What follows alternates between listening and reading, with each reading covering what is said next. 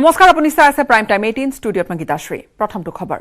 জনাঞ্চলত অসহায় হস্তিকুল মাতৃৰ সৈতে খাদ্য বিচাৰি আহি মৃত্যু কাকুৱালি ললে এটা হাতী পোৱালিয়ে উৰেটো নিশা উদালগুৰি জিলাৰ বৰংগাজুলি চাহ বাগিচাৰ গাঁতটোতে আবদ্ধ হৈ থাকিল হাতী পোৱালিটো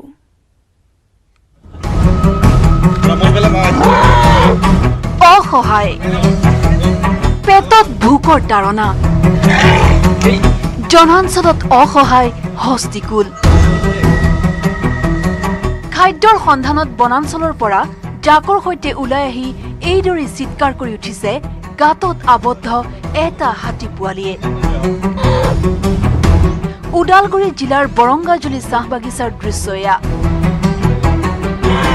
বিগত 2-3 দিন ধৰি কেইবাটাও পোৱালি সহ বাগিচাখনত অৱস্থান কৰি আছে 10-15টা এটা হাতীৰ জাকে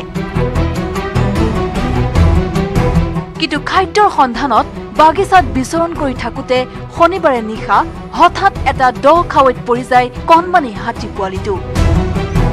আৰু তাৰ পাছতে আৰম্ভ হ'ল ভোকাতুৰ আৰু মৰম লগা হাতী পোৱালিটোৰ কৰুণ বিননি পুৱাহে স্থানীয় ৰাইজে প্ৰত্যক্ষ কৰে আবদ্ধ হাতী পোৱালিটোক পাছত ৰাইজৰ তৎপৰতাত বন বিভাগে হাতী পোৱালিটো উদ্ধাৰ কৰে যদিও মৃত্যুক আঁকোৱালি লয় হাতী পোৱালিটোৱে উদালগুৰিৰ পৰা ৰিপুঞ্জয় নাথৰ report news 18 Assam north east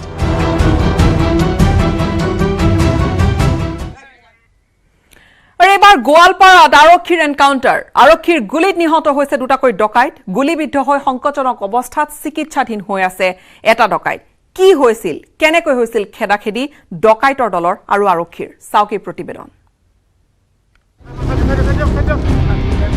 আকৌ আৰক্ষীৰ এনকাউণ্টাৰ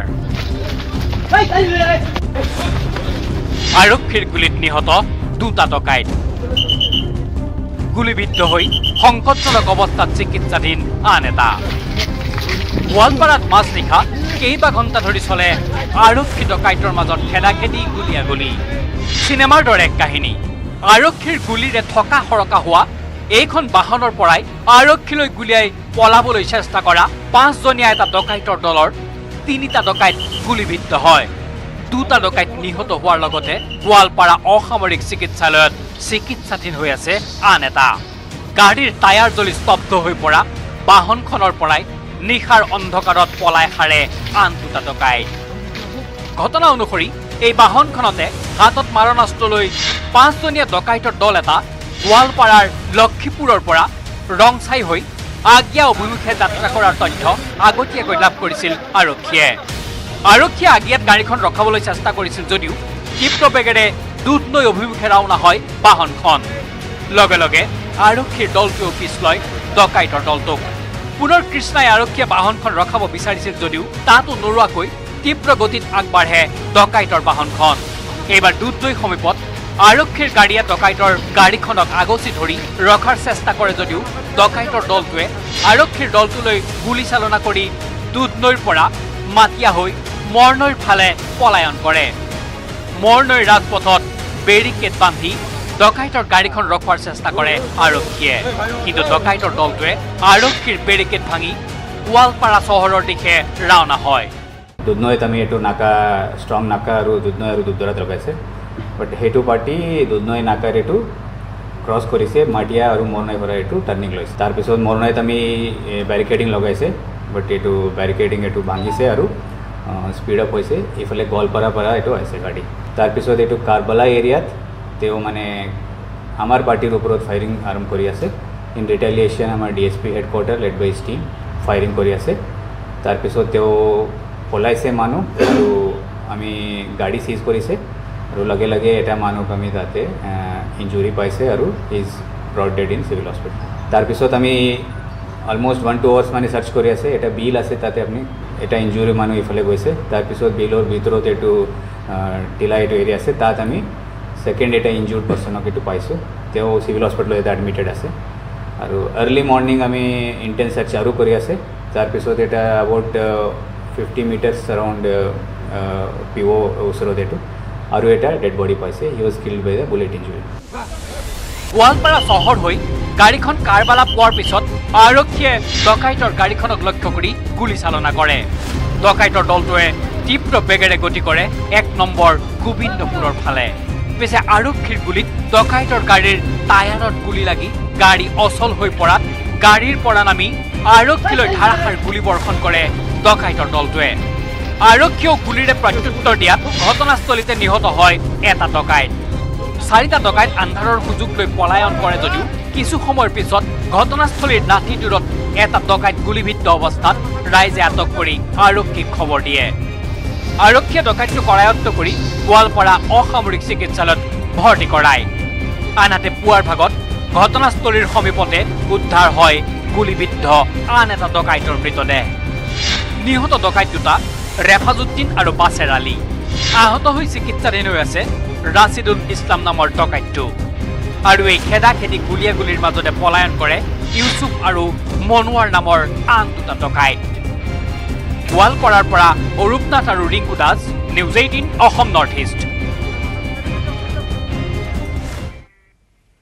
বৰাকত সংগঠন শক্তিশালী কৰাত ব্যস্ত এতিয়া তৃণমূল কংগ্ৰেছ। শিলচৰত প্ৰাক্তন সাংসদ সুস্মিতা দেৱৰ নেতৃত্বত তৃণমূল কংগ্ৰেছত যোগ দিলেহি প্ৰায় 300জন লোকে। আৰু কংগ্ৰেছ ত্যাগৰ কাৰণো ব্যাখ্যা কৰিলে সুস্মিতা দেৱে।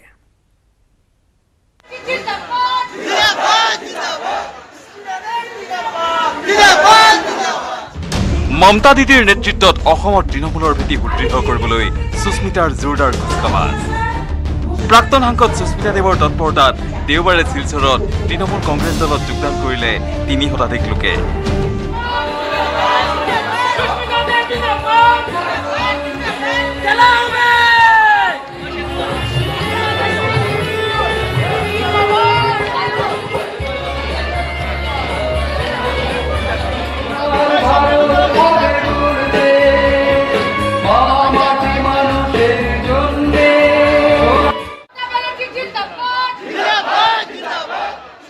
পাৰ্টি এখন অল ইন্ডিয়া তৃণমূল কংগ্ৰেস, সেটাকে আমি প্ৰত্যেকটা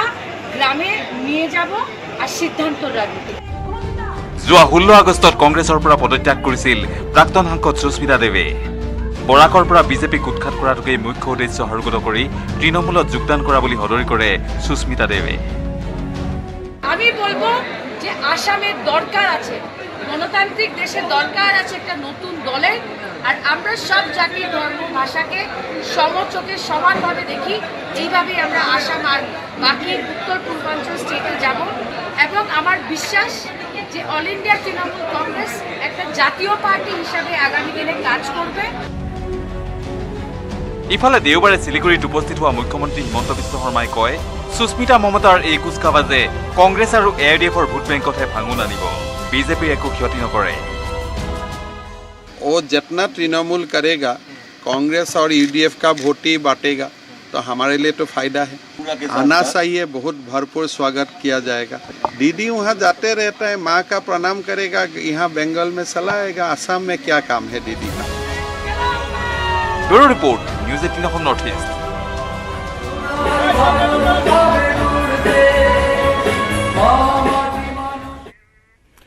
কংগ্ৰেছ AIUDFৰ মিত্ৰতা থাকিবগৈনে? AIUDF আৰু BPFৰে মিত্ৰতা আৰু উপ নিৰ্বাচনৰ প্ৰস্তুতিৰ সম্পৰ্কে আলোচনা কৰিবলৈ সোমবাৰে গুৱাহাটীত অনুষ্ঠিত হ'ব প্ৰদেশ কংগ্ৰেছৰ কোৰ কমিটিৰ বৈঠক। আৰু এই বৈঠকৰ পূৰ্বে AIUDF নেতৃত্বৰে গোপনে বৈঠকত মিলিত হয় প্ৰদেশ কংগ্ৰেছৰ সভাপতি ভূপেন বৰা। কংগ্ৰেছ AIDFৰ মিত্ৰতা থাকিবনে? সোমবাৰে কংগ্ৰেছ কোৰ কমিটিৰ বৈঠকত হ'ব চূড়ান্ত সিদ্ধান্ত। মহাজোঁটত বদৰুদ্দিন আজমলৰ AIDF আৰু হাগ্ৰামা মহিলাৰীৰ BPF থকাটো বিচৰা নাই বহু কংগ্ৰেছ নেতাকৰ্মীয়ে। সেয়ে সোমবাৰৰ কোৰ কমিটিৰ বৈঠকত সিদ্ধান্ত গ্ৰহণ কৰিবলৈ আগবাঢ়িছে প্ৰদেশ কংগ্ৰেছ। কিন্তু কংগ্ৰেছ কোৰ কমিটিৰ চূড়ান্ত সিদ্ধান্তৰ পূৰ্বে শনিবাৰে নিশা অভয়াপুৰীৰ আৱৰ্ত ভৱনত প্ৰদেশ কংগ্ৰেছৰ সভাপতি ভূপেন বৰা আৰু সাংসদ গৌৰৱ গগৈৰে বৈঠকত মিলিত হয় AIDFৰ সাধাৰণ সম্পাদক আমিনুল ইছলাম। বৈঠকৰ অন্তত মহাজোঁটৰ অংশীদাৰ দলসমূহক লৈ কংগ্ৰেছত উদ্ভৱ হোৱা পৰিস্থিতি সম্পৰ্কে AIDFক অৱগত কৰোৱা বুলি জানিবলৈ দি ভূপেন বৰাই ক'লে, মন মিলিছে অখিল গগৈৰ সৈতে। মহাজোঁটৰ সম্পৰ্কত তেখেতৰ দলো আহি থকা সময়ত যি সিদ্ধান্ত লয়, আমিও যি সিদ্ধান্ত লওঁ, সেইখিনি সময়ত দলকেইটাই নিজাববীয়াকৈ আমি বহি কথা পাতি ঠিক কৰিম। মই ইতিমধ্যে সংবাদ মাধ্যমত কৈছোঁ যে অখিল গগৈ ডাঙৰীয়া এক বিজেপি বিৰোধী শক্তি কাৰণ মোৰ মন মিলিছে কিন্তু দল দুটা কেতিয়া মিলিব এই কথাটো সভাপতি হ'লেও একেষাৰতে কোৱা বহুত অসুবিধা আছে আনহাতে অখিল গগৈক লৈ সন্দেহ AIDFৰ নেতা আমিনুল ইছলামৰ মতে বিজেপিৰ এজেণ্ট হিচাপে মহাজোঁট ভাঙিবলৈ চেষ্টা কৰিছে অখিল গগৈয়ে ব্যক্তিগতভাৱে অখিল গগৈৰ ক'ব লগা নাই কিন্তু অখিল গগৈৰ প্ৰতি আমাৰ এটা সন্দেহ আছে যিহেতু নিৰ্বাচনৰ আগত বাৰে বাৰে আমি মহাজোঁটলৈকে তেখেতক মাতিছিলোঁ বাৰ বাৰ অফাৰ দিছিলোঁ কংগ্ৰেছে দিছিল CPI CPMে দিছিল কিন্তু তেখেতে মহাজোঁটত অহা নাছিল আৰু তেখেতে এতিয়া কিহৰ স্বাৰ্থত কংগ্ৰেছ কৰিছে মোৰ সন্দেহ হৈছে বিজেপি অখিল গগৈক পঠাই আমাৰ মহাজোঁটটো ভাঙিবৰ কাৰণে এটা কৌশল কৰিছে নেকি মহাজোঁটত কংগ্ৰেছৰে AIDFৰ মিত্ৰতা অব্যাহত থাকিব বুলি আশাবাদী দলটোৰ সাধাৰণ সম্পাদক আমিনুল ইছলামৰ আমাৰ এটা কথা হ'ল যে আমি বিজেপিক দূৰত ৰখাৰ স্বাৰ্থত সাম্প্ৰদায়িক ৰাজনীতি দূৰত ৰখাৰ স্বাৰ্থত অসমীয়াৰ স্বাৰ্থত আমি মহাজোঁট কৰিছোঁ আমি আশা ৰাখিছোঁ যে অহা দিনতো মহাজোঁট থাকিব আৰু আমি অধিক শক্তিশালী হৈ বিজেপিক পৰাভূত কৰাৰ কৌশল ৰচনা কৰিব লাগিব আমিনুল ইছলামে কংগ্ৰেছৰে মিত্ৰতা বিচাৰিলেও বিপৰীত স্থিতি লৈছে বহু কংগ্ৰেছ নেতাই কংগ্ৰেছ নেতা তথা প্ৰাক্তন মন্ত্ৰী ৰকিবুল হুছেইনে ক'লে নিৰ্বাচনৰ পাছতে পাভলুটি মাৰিছে AIDFে সেয়ে AIDFৰ পৰা আঁতৰি অহাৰ এয়া এক সুবৰ্ণ সুযোগ অখিল গগৈ সন্দৰ্ভতো একেই মত ৰকিবুল হুছেইনৰ আনহাতে AIDFক সমালোচনা কৰি কংগ্ৰেছ নেতা কমলাক্ষ দেৱপুৰকায়স্থই ক'লে সাহসীয় বিজেপিক প্ৰশংসাৰে উপচাই AIDFে জ্বলা কলা খুৱাইছে কংগ্ৰেছক AIDFৰে আৰু মিত্ৰতা ৰক্ষা অসম্ভৱ স্পষ্টভাৱে কৈছোঁ যে এইটো এটা উপযুক্ত সময় যেহেতু চিন্তা চৰ্চা কৰিব লাগে যে এলায়েন্সটো থাকিব লাগে নে নালাগে যিটো ফিল কৰিছোঁ যে এই সময়ত UDFক থাকিব নে নাথাকে সেই কথাটো সিদ্ধান্ত লোৱাৰ এটা উপযুক্ত সময় আৰু বেলেগ দল মই নাম কোৱা নাই তেওঁলোকৰ চুটলুপিত কোনো আমাৰ দলে সিদ্ধান্ত ল'ব সেই কথাবিলাক কেতিয়াও নহয় মই ভাবোঁ মোৰ ব্যক্তিগত কথা কোনো টিপ্পনী মই তেওঁৰ কথাত আৰু মই একো কথা ক'ব নিবিচাৰোঁ ৰাইজে তেওঁক জানে আজি এটা কালি এটা সেইবিলাক কথা বতৰাবিলাকত মই টিপ্পনী যেতিয়া দিম ভালকৈ দিম বুজাকৈ দিম ৰাইজে বুজিব সিহঁতৰ যদি বিজেপিৰ লগত যদি সিহঁতৰ ভিতৰে ভিতৰে যদি সিহঁতৰ এটা ভাল এটা যদি মিত্ৰতা থাকে ভাল এটা যদি সম্পৰ্ক থাকে তেনেহ'লে বাহিৰত এইবিলাক দেখাই কি লাভ আছে আৰু অ'পেন হ'ব লাগে বস্তুটো সেইটো কাৰণে আমি বিচাৰিছোঁ যে যদি সিহঁতে যিটো মানে ৰুল প্লে কৰি আছে আমাৰ কংগ্ৰেছৰ যিবোৰ নেতা আছে আমাৰ যিবোৰ state level central level leader আমি কোনোপধ্যে এইটো ভাল পোৱা নাই লগতে কমলাক্ষ দেৱ পুৰকায়স্থই জনালে সোমবাৰে বিয়লি 3 বজাত হ'ব কংগ্ৰেছ কোৰ কমিটিৰ বৈঠক এই বৈঠকতে AIDFৰে মিত্ৰতা সন্দৰ্ভত চূড়ান্ত সিদ্ধান্ত লোৱাৰ লগতে উপ নিৰ্বাচনৰ প্ৰস্তুতিৰ বিষয়েও আলোচনা কৰা হ'ব কালি আমাৰ কোৰ কমিটিৰ মিটিং আছে এটা 3টা বজাত এটা মিটিং আছে যদিও আমাৰ প্ৰত্যেকটা আমাৰ যিবোৰ আমাৰ বাই ইলেকশ্যন হ'ব এইকেইটা সমষ্টিলৈ আমাৰ কথা বাৰ্তা হ'ব কিন্তু লগতে এই আমাৰ এলায়েন্সৰ কথাটো উঠি আহিব এইটো কাৰণে মই ভাবোঁ যে ইতিমধ্যে UDFৰ যিটো এক্টিভিটিজ আমি মোটেই ভাল পোৱা নাই ইতিমধ্যে কালি এটা কিবা এটা পৰামৰ্শ মানে আলোচনা হ'ব তাৰ পিছতে এটা সিদ্ধান্ত হ'ব বাৰু উল্লেখযোগ্য যে সোমবাৰে হ'বলগীয়া কংগ্ৰেছ কোৰ কমিটিৰ বৈঠকত AICCৰ সাধাৰণ সম্পাদক তথা প্ৰদেশ কংগ্ৰেছৰ তত্ত্বাৱধায়ক জিতেন্দ্ৰ সিঙক উপস্থিত থাকিবলৈ আহ্বান জনাইছে প্ৰদেশ কংগ্ৰেছে বঙাইগাঁৱৰ পৰা উপনন্দ শৰ্মা কৰিমগঞ্জৰ পৰা গৌৰীশ নন্দীৰ সৈতে বলেন ভট্টাচাৰ্য আৰু Biju Kumar Deka news 18 Assam north east অৰ্থাৎ কাইলৈ জানিব পৰা যাব কি হ'বগৈ মহাজোঁটত সময়খিনিতে এটা চমু বাণিজ্যিক বিৰতিৰ चल शुरू हो जा my turn कर दे सब कुछ on track strong है my turn flexible है my turn बड़ा समझदार নিৰ্মাণৰ মানদণ্ড my turn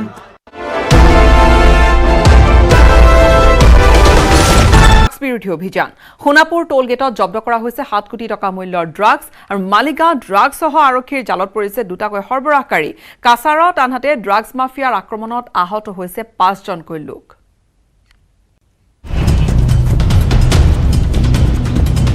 বেপাৰী যদি ডালে ডালে অসম আৰক্ষী পাতে পাতে আৰক্ষীৰ জালত কেইবাটাও ড্ৰাগছ সৰবৰাহকাৰী নিতৌ ন কৌশল অৱলম্বন কৰিও ৰক্ষা পোৱা নাই ড্ৰাগছ ব্যৱসায়ী প্ৰতিদিনেই ৰাজ্যৰ বিভিন্ন প্ৰান্তত জব্দ হৈছে কোটি টকাৰ ড্ৰাগছ আৰক্ষীৰ চকুত ধুলি দিবলৈ ড্ৰাগছ সৰবৰাহকাৰীয়ে ড্ৰাগছ লুকুৱাই আনিছে বলেৰৰ ডেস্কবোৰ্ড, বেকলাইট, চিট কভাৰৰ ভিতৰত। শনিবাৰে নিশা সোণাপুৰ টোলগেটত জব্দ হৈছে 7 কোটি টকাৰ ড্ৰাগছ। 94টা কণ্টেইনাৰত জব্দ হৈছে কোটি টকাৰ ড্ৰাগছখিনি। যুটীয়া আৰক্ষী আয়ুক্ত পাৰ্থসাৰথী মহন্তৰ নেতৃত্বত চলোৱা এক অভিযানত সোণাপুৰৰ টোলগেটৰ পৰা জব্দ কৰিবলৈ সক্ষম হয় বৃহৎ পৰিমাণৰ ড্ৰাগছখিনি। আৰু ঘটনা সন্দৰ্ভত 3জনক ইতিমধ্যেই আটক কৰিছে মহানগৰ আৰক্ষীয়ে। ইফালে কাছাৰৰ কাটিকৰাৰ সেউতি গাঁৱত দিন দুপৰতেই ড্ৰাগছ মাফিয়া আৰু ৰাইজৰ মাজত হতাহতি। ড্ৰাগছ মাফিয়াৰ অস্ত্ৰৰ আঘাতত আহত হ'ল 5জনকৈ সাধাৰণ লোক। জামিদ হুছেইন নামৰ ড্ৰাগছ মাফিয়াটোৱে কেইবাটাও সৰবৰাহকাৰীক লগত লৈ ড্ৰাগছ বিক্ৰী কৰিবলৈ আহোঁতেই ৰাইজে জবাবদিহি কৰে ড্ৰাগছ মাফিয়াৰ দলটোক। ৰাইজৰ লোকক ড্ৰাগছ মাফিয়াকেইটাই চোকা অস্ত্ৰৰে আক্ৰমণ কৰি ঘটনাস্থলীৰ পৰা পলায়ন কৰে। আৰু এই ঘটনাত গুৰুতৰভাৱে আহত হয় ছাবিৰ আহমেদ, কবিৰ আহমেদ, আফজল হুছেইন, এনামুল হক, হুছেইন আহমেদ নামৰ লোকজন। ঘটনাস্থলীৰ পৰা ড্ৰাগছ সৰবৰাহকাৰীকেইটাৰ পৰা 17টা ড্ৰাগছ ভৰ্তি কণ্টেইনাৰ উদ্ধাৰ কৰাৰ লগতে স্থানীয় ৰাইজে ঘেৰাও কৰে বিহাৰা আৰক্ষী চকী। কিছুদিন ঘৰে ঘৰে জেল খাটিয়া মাৰ্ডাৰ হত্যা করিয়া আইয়া তোমার এই ধরনের কুকর্ম করে আর আমরারে আতঙ্ক করে। আর তার লগর কিছু সহপাঠীসকল আছেন, তার শ্বশুর কামুন আমুন এই ধরনের রমরমার তারা আমরা তৈরি ডাক্তার সহ করে। আজকেও তো তার বাড়িতে গিয়া ঢুকছে গিয়া দৌড়িয়ে তারপর করছে গিয়া।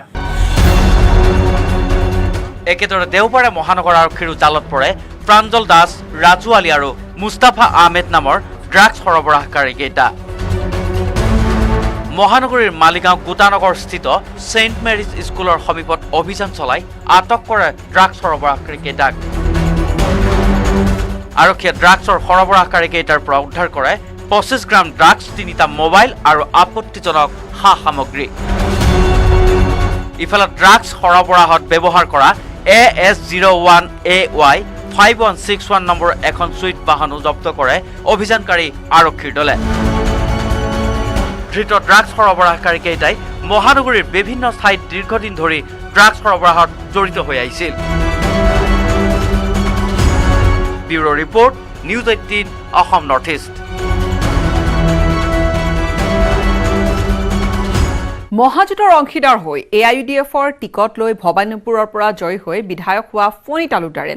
1 ছেপ্টেম্বৰত আনুষ্ঠানিকভাৱে বিজেপিত যোগ দিবলৈ সাজু হৈছে। সাহসীয় বিজেপিলৈ যাবলৈ সাজু হোৱা ফণী তালুকদাৰক ভবানীপুৰতে দেওবাৰে অসংসদীয় শব্দ ব্যৱহাৰ কৰি কঠোৰ সমালোচনা কৰিলে প্ৰদেশ কংগ্ৰেছৰ কাৰ্যকৰী সভাপতি জাকিৰ হুছেইন সিকদাৰে। লগতে দিলে ভবানীপুৰত হ'বলগীয়া উপ নিৰ্বাচনত কংগ্ৰেছে প্ৰাৰ্থিত্ব প্ৰদানৰো ইংগিত।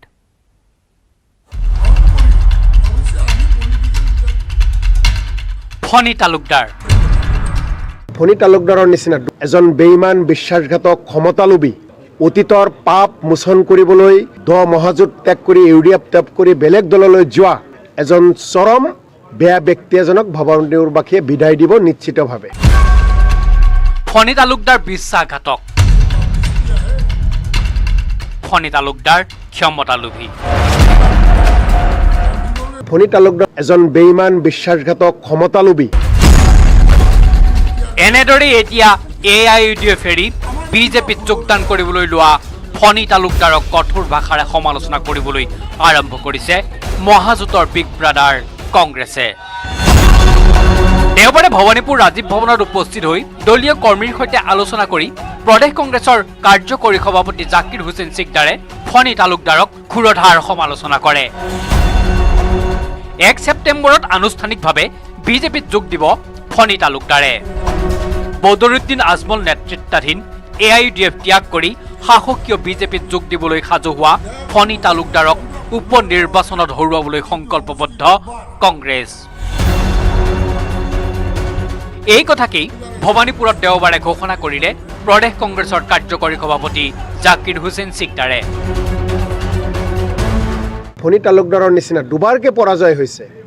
তৃতীয়বাৰৰ বাবে মহাজোটবন্ধনৰ কাৰণে কংগ্ৰেছ নেতাকৰ্মীসকলৰ কাৰণে ভৱানীপুৰৰ ৰাইজৰ কাৰণে জয়যুক্ত হৈছে ভৱানীপুৰ সন্মানীয় ভোটাৰসকলৰ ৰায়ক সন্মান কৰিছে গণতন্ত্ৰক অসন্মান কৰিছে গতিকে তেনেকুৱা এজন ব্যক্তিক কোনো দিনে কোনে কালেও ভৱানীপুৰবাসীয়ে জিকিব নিদিয়ে আৰু আমি কংগ্ৰেছেও শেষ পৰ্যন্ত যুঁজিম এনেকুৱা বিশ্বাসঘাতক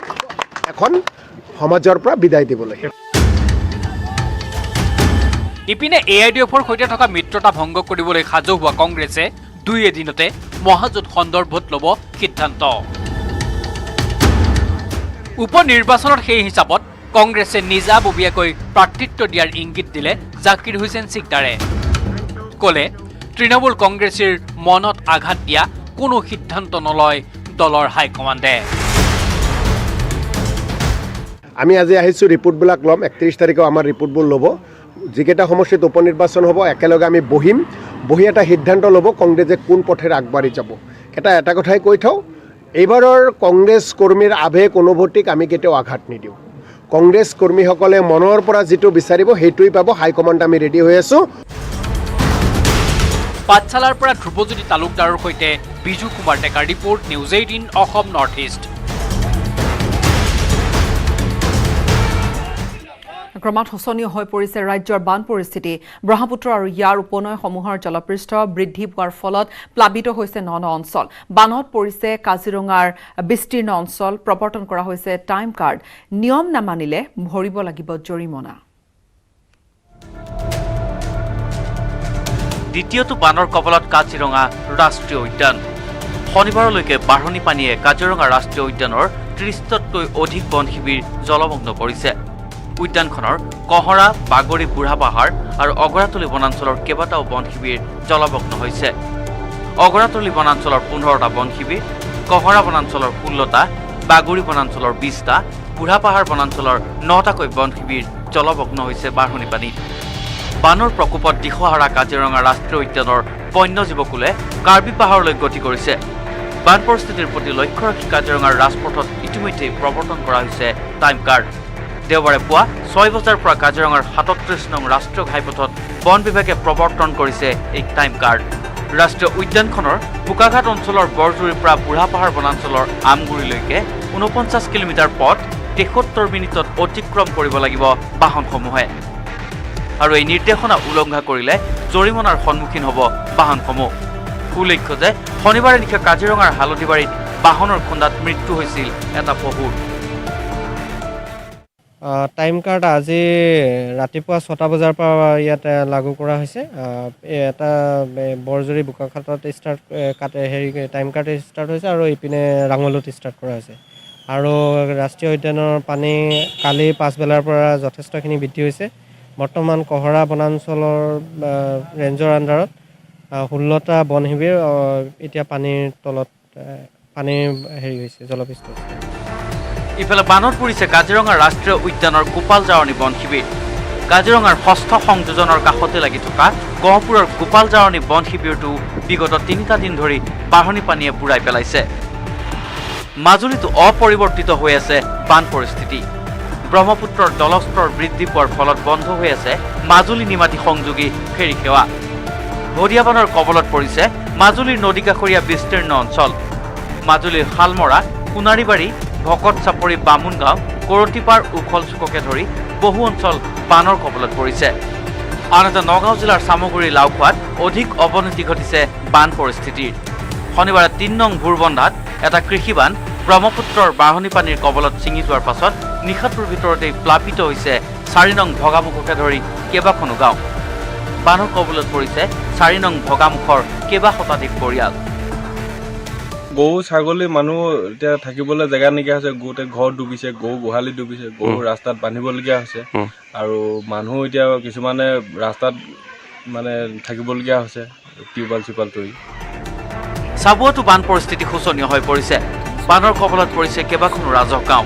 দেওবাৰে চাবুৱা ৰাজহ চক্ৰৰ অন্তৰ্গত বান বিধ্বস্ত অঞ্চল পৰিদৰ্শন কৰি পৰিস্থিতিৰ বুজ লয় বিধায়ক পুনাখন বৰুৱাই ডিব্ৰু চৈখোৱা ৰাষ্ট্ৰীয় উদ্যানৰ ভিতৰত থকা দধিয়া গাঁওখন বানত ব্যাপকভাৱে ক্ষতিগ্ৰস্ত হৈছে ইফালে ভদিয়াবানৰ কবলত পৰিছে লখিমপুৰ জিলাৰ বহু অঞ্চল সোৱণশিৰিৰ পানীয়ে বুঢ়াইছে আজাদ কৰচন গড়েহগা সোণাৰী আদি গাঁও খেনে ফুটুকাৰে উফন্দি উঠিছে সোৱণশিৰি আৰু ইয়াৰ উপনৈসমূহ বানত পৰিছে নিতৌ ন অঞ্চল bureau report news 18 Assam north east খবৰধাৰা অব্যাহত ৰাখিম সময় এইখিনিতে এটা চমু বাণিজ্যিক বিৰতিৰ पावर स्वैग चल शुरू हो जा माय धन कर दे सब कुछ ऑन ट्रैक स्ट्रांग है माय धन फ्लेक्सिबल माय धन बड़ा समझदार নিৰ্মাণৰ মানদণ্ড माय धन